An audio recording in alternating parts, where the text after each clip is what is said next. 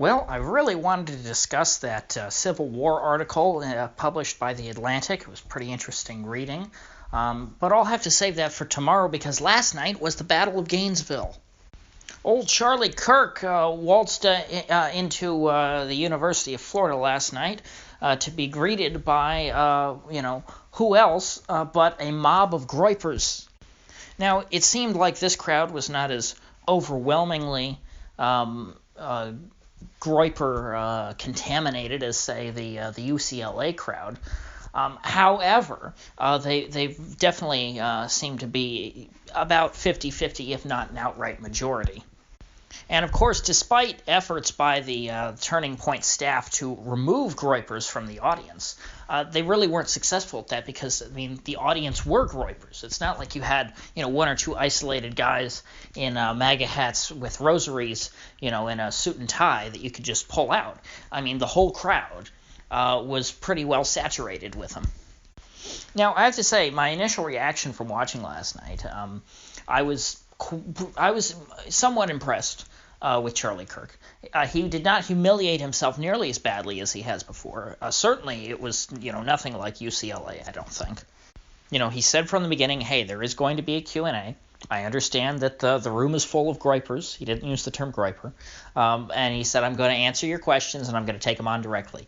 And, he pretty much stuck to that. They did – every question was from a Groyper. There were no left-wing questioners there. It's UF, so it's not a very left-wing campus.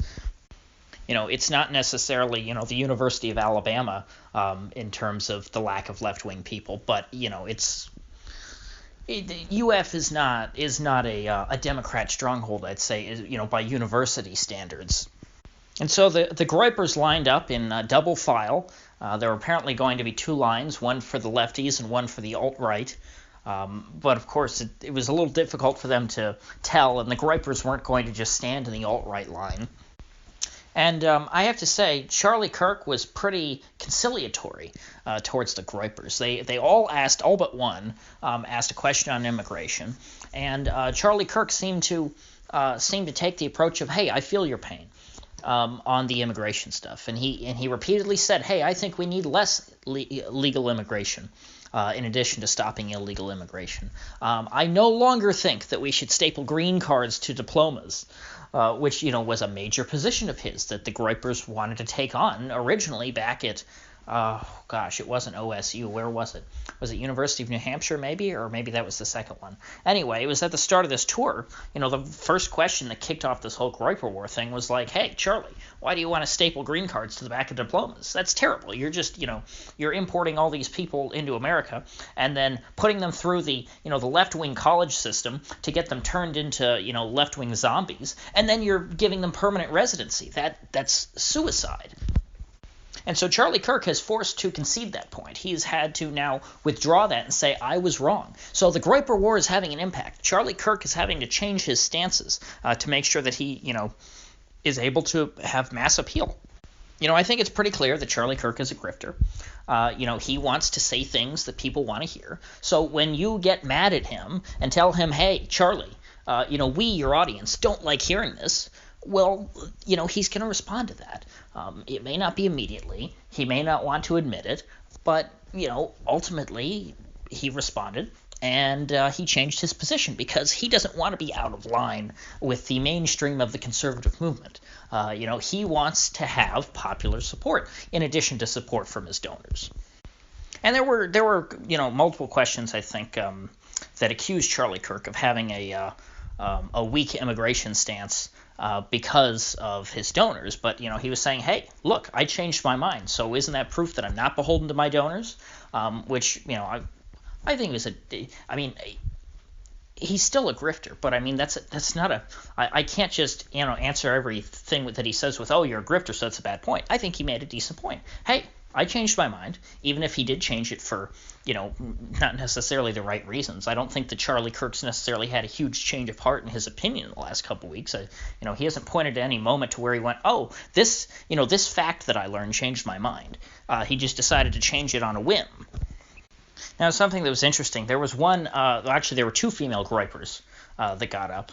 One of them got up and said, "Hey, I was put in this left-wing line, I guess because I don't look very intimidating, and I look like I would ask an easy to swat down, socialist question because I'm a young lady, but I'm actually a Groyper. And hey, Charlie, considering that you just now are having to switch your positions to get in line, and that you had such a terrible idea before, if we couldn't trust you then with your ideas to be a thought leader in the conservative movement, why should we trust you now over someone like, say, Nick Fuentes, who's principled and hasn't had to move his positions around radically, just to stay in line with people?"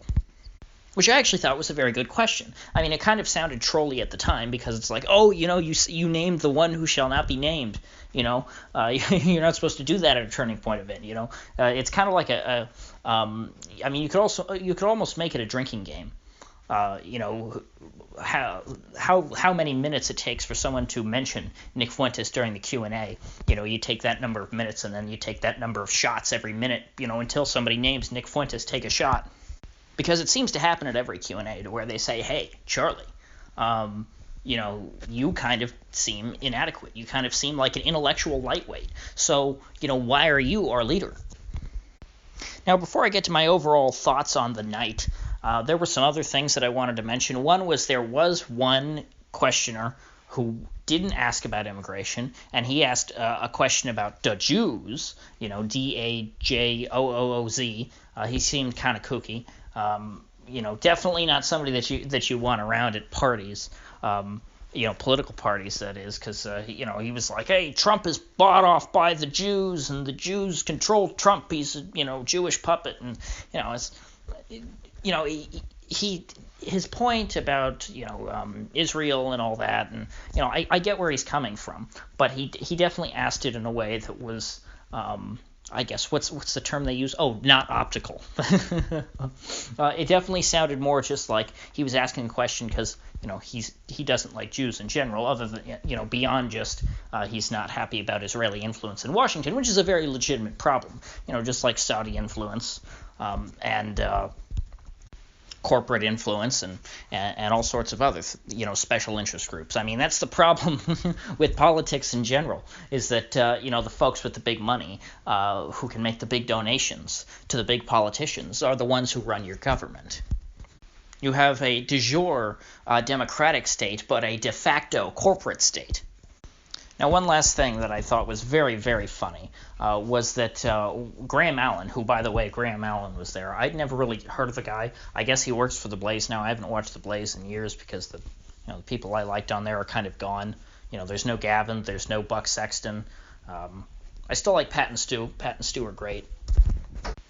But anyway, getting off topic. So back to Graham Allen. Graham Allen was up there with Charlie Kirk, and I guess Graham Allen is one of these guys that like, "Ooh, I'm a veteran," and so people, they always clap for him. And he didn't seem like he was that deep of a thinker or anything. He's just kind of a, he's the average Joe character. That's kind of seemed to be what Graham Allen's shtick was. It's like, "Hey, I'm just a regular guy, and I'm up here, and I say stuff." He'd be like a good drinking buddy that you'd talk to at the bar about politics, and he'd be like, "And that damn Pelosi, and she don't know, your heads ain't screwed on right," and that sort of stuff. Probably a fun guy, but probably a very boring and vapid show, I'd imagine, if he does one every day. I couldn't imagine that. And apparently it's called Rant Nation. And you say it like that. I heard multiple people say it like that, so I assume that that's some kind of an inside joke, and that's how he says the name of the show. So anyway, he and Charlie were talking about how much we love veterans. And aren't the veterans great? Veterans, and he mentioned Dan Crenshaw, and all of a sudden the crowd erupted in boos, boo, boo, boo, and he probably had no idea what was going on, because he was just naming a bunch of prominent veteran guys, and just when he got to Dan Crenshaw's name, all of a sudden all the boos, and I think he was really caught off guard, because he's probably not following this stuff and doesn't know why, he probably didn't even realize that people were booing Dan Crenshaw specifically, so that was hilarious. Because even in the context of the veteran thing, they were booing Dan Crenshaw because Dan Crenshaw sucks. He is John McCain Jr. In all but name. So I'm very glad to see that people are not letting him be entrenched and to gain the same clout that John McCain had and never deserved. Something that I actually thought that I was pretty impressed by with Charlie Kirk, though, was that during their discussion of the veterans, Charlie was using that as a way to push a somewhat less pro-war position. I wouldn't outright call him anti-war. We're not to that point yet. But he took the veterans discussion and said, "Hey, Graham, you know what? I care so much about my veterans. I don't want them dying in pointless wars that have no goal." Which, to be honest, the way he worded it is very similar to something that to an old talking point that Sean Hannity, who is the king of talking points, he's always like the patient zero when it comes to Republican talking points. He says things in the most exact way that the party dictates, and then they get sort of differentiated out from there and becomes a game of telephone. So you can always go to Sean Hannity for the most specific Republican talking points. And one of the things he used to say was that we can't have these politicized wars that have no real goal. We need to fight and win.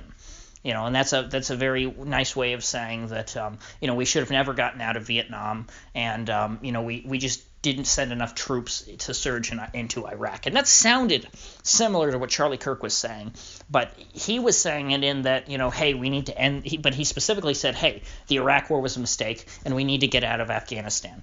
So he's using that same language to push what is a more anti-war line.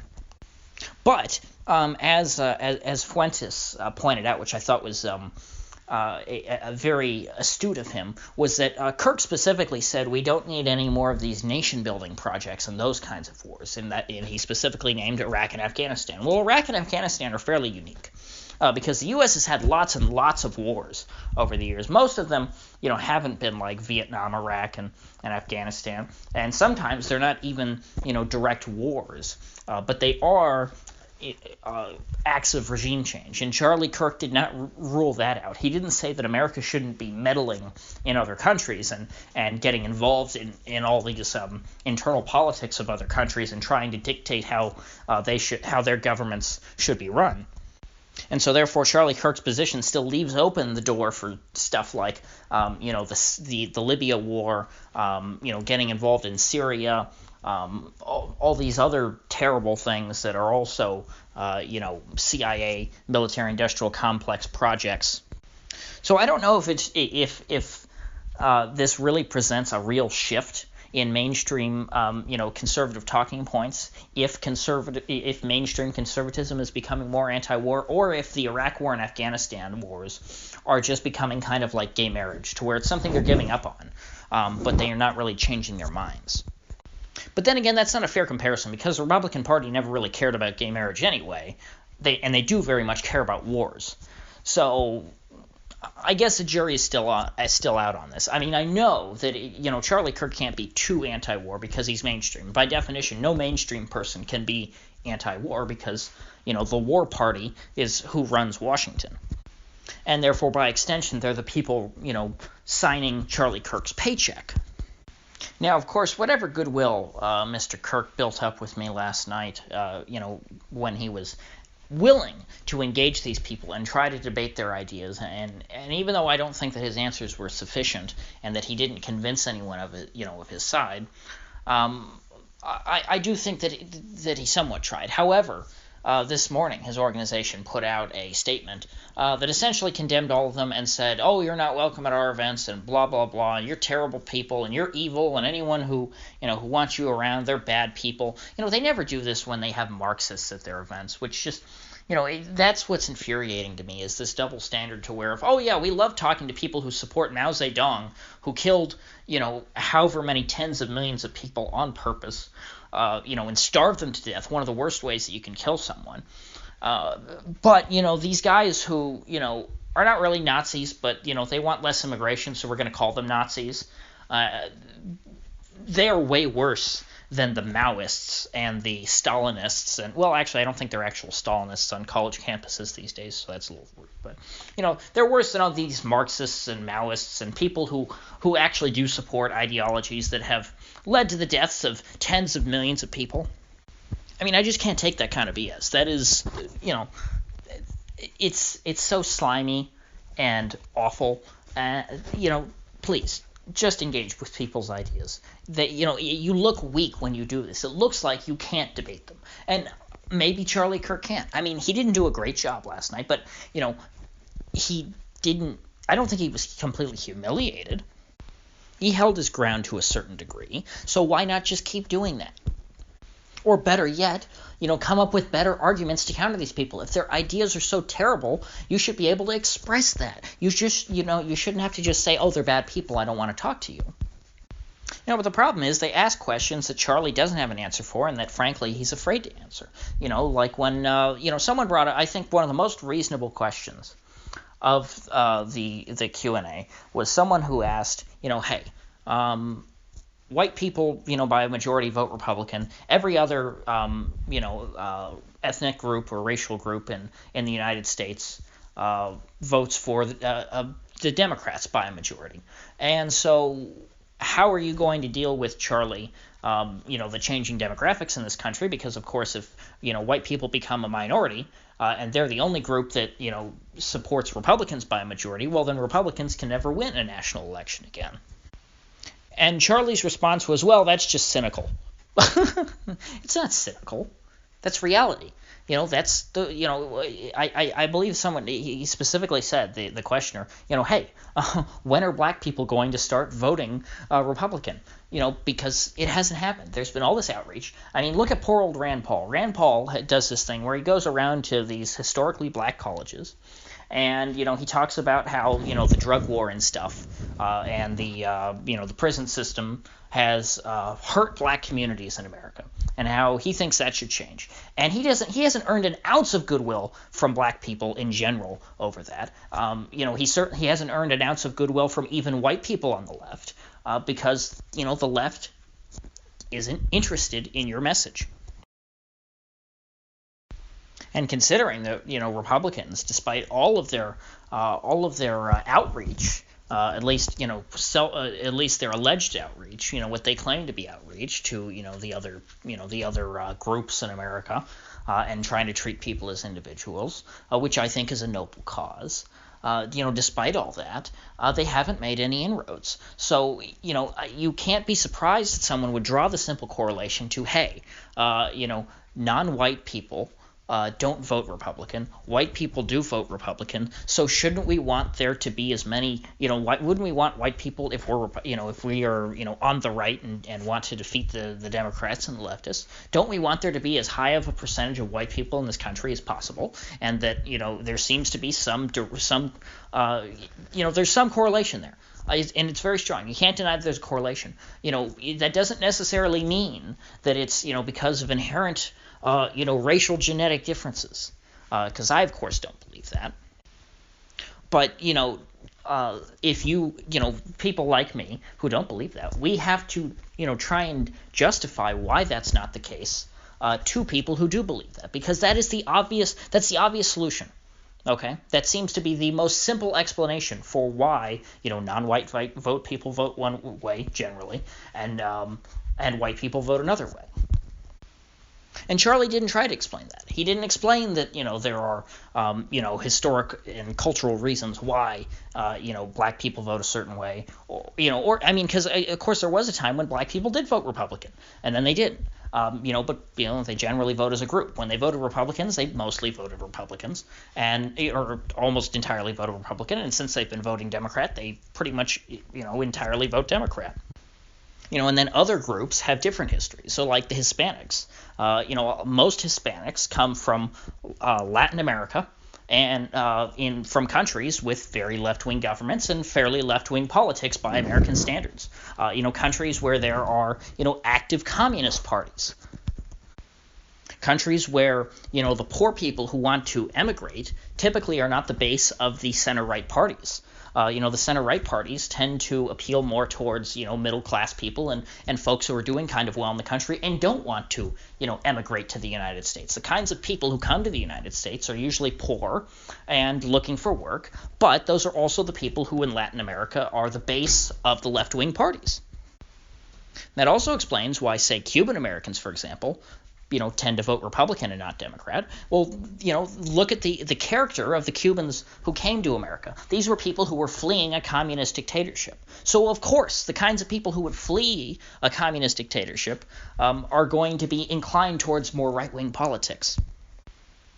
Now, the Groypers probably would say, well, no, the reason why the Cubans vote Republican is because, the Cuban immigrants that came here were all white, and the black people in Cuba, stayed behind, which, again, a simple correlation that's a somewhat reasonable conclusion to come to, because you can draw a direct correlation that, like, oh, look, the Mexicans coming here, they're not white and they vote Democrat, but the Cubans coming here are white and they vote Republican. Well, then obviously that means that it's a racial thing. Not necessarily, like I just said. There are other reasons to explain why certain groups will vote certain ways. And so therefore, the way to you still want to craft your immigration policy if you're thinking politically minded, which the Democrats certainly are. You still want to craft your immigration policy to try and favor people who are going to vote for you. That's why the Democrats, back when Teddy Kennedy wrote the 1965 Immigration Act, tried to favor, poor people coming from third world countries, because those are the sorts of people who are inclined towards left-wing politics. Meanwhile, the Republicans over here, they want to focus their immigration policy on, maximizing GDP and on giving a steady supply of good, skilled workers to keep down, the wages of, skilled work, like, the STEM jobs or whatever. And the reason why they want that, is it because that's what's best for them electorally? No, it's because, that's what their donors want, because, the Republican Party has a lot of corporate donors, and, corporations in that sense are, much more short-term oriented than, say, a political party would be, which is strange as that sounds. Normally you would think of corporations as being, much more long-term oriented, but politically speaking, the corporations want what's best for them right now. And the Republican Party says, okay, well, we'll sell out our political future in exchange for some money right now, which is what they're doing, instead of trying to promote the reformation of the immigration system into something that would funnel people who would vote Republican into this country. But until then, conservatism Inc. is going to continue turning off young people who are worried about their political future, and they're going to continue to run into the arms of people like Nick Fuentes, who give them, what is a pretty easy answer to understand. And so, you're going to have people, if there's no other alternative, if the question is mass migration or being a racist, a lot of people are going to keep choosing, hey, I'm happy being considered a racist. That's fine. I care about, I care more about, trying to preserve my country. And so if Charlie Kirk really cared about trying to stop the growth of racist thought on the right, what he wouldn't be doing is trying to shut them down and saying, oh, you can't think that way. You should be trying to correct them, and come up with a better explanation than Nick Fuentes has. You need to come up with a better idea. But I guess that's just not going to happen, at least not anytime soon. But like I said, I do think that he made some progress last night. He did try, and he did at least try. That's all I can say. So if you gained anything of value out of this video, I'd appreciate you clicking that like button and sharing this video. If you haven't already, please do subscribe, because I do upload every day and I'd hate to have you miss one. So I'll see you folks back here tomorrow.